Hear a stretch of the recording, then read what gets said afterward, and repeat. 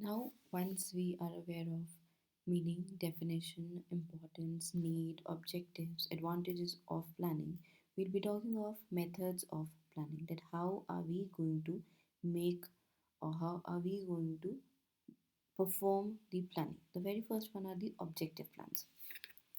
Now, what are objectives? Objectives are the aims or the goals that we wish to achieve.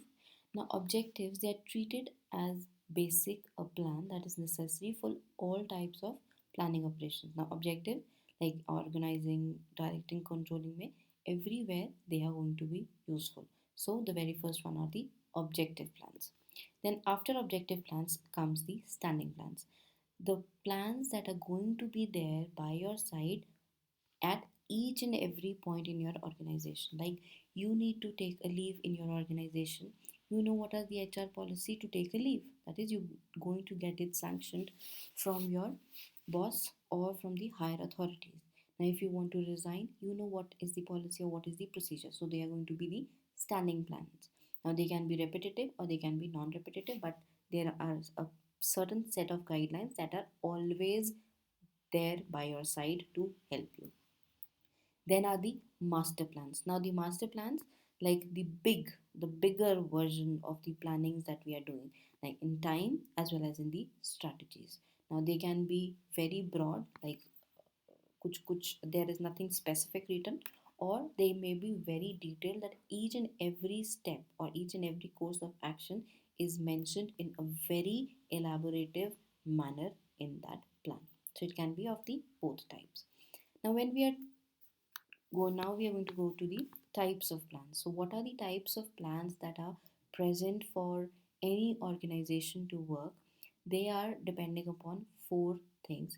The very first category is breadth, then is time frame, then specificity, and the frequency of use. Now the very first one, that is breadth, is strategic and operational. Now when we are talking of these plans based upon the breadth, it means how much area is a particular plan covering. If it is a plan for the entire organization, that is I want to be uh, the market leader by the end of 2025, so it is a strategic plan, that is it, because it is covering, it is a plan for the entire organization, so it will come under strategic plan. But if I am into a production department and I am saying that I have to minimize my wastage or I have to go eco-friendly, then it is for a particular branch, it is for a particular functional department, so it is going to be an operational plan. Then time frame. Now any plan that is made for 3 years or more is going to be long term, and if it is made for a period of less than 1 year, it is going to be a short term.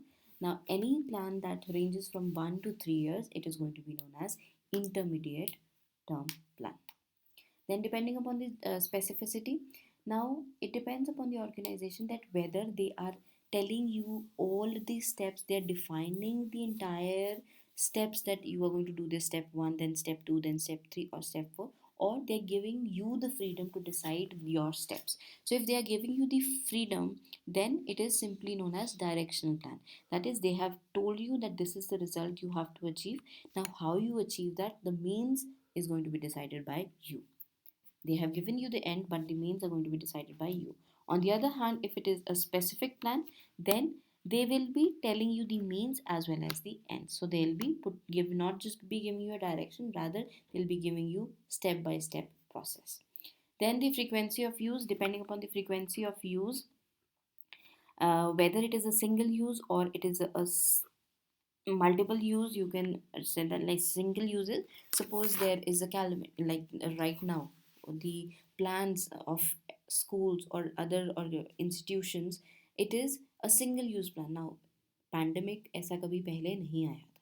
Now going online is something that has happened for the very first time, so it is going to be whatever plans the companies have implemented for themselves, they are going to come under single use plans. But if I'm talking of the standing plans, whatever the policies are there, whatever the programs are there, whatever budgets they have decided, they are all going to be the standing plans. So these are the 8 different types of plans. Then the last one is the limitations or the disadvantages of planning. The very first one is inflexibility. क्योंकि हमने forecasting पे depending, we have made a plan that how we are going to move in the coming times. We are going to be very rigid in our approach. Now because of that rigidity we are going to be inflexible, because suppose कुछ भी अचानक से something will come in your way, you are going to be very, it is going to be very difficult for you to manage yourself as per that difficulty. Then limitation of focus. Now I told you that forecasts are always based upon the human judgments and human errors, so there are chances that you might land up in a very fake forecast, and that will lead to a hampering of your 100% efficiency. Then unsuitability, हो सकता है कि whatever forecast I have made or whatever planning I have made, it was made as per what happened in the last year, but right now everything has changed, everything has gone digitized, so it might be unsuitable right now. Then time consuming, obviously because the forecasting is very time consuming, तो planning भी उतना ही time consuming हो जाता है. Then mental ability. Now I told you that planning is everything that you are doing intellectually, nothing on the, you are not using up the uh, actual resources, you are simply putting the things in your mind and you might be noting down somewhere, so it is a complete mental ability. So these are the disadvantages which may limit you to achieve 100% of your results. So that's all for planning. Thank you so much for watching all the videos. I hope they are all clear. Thank you.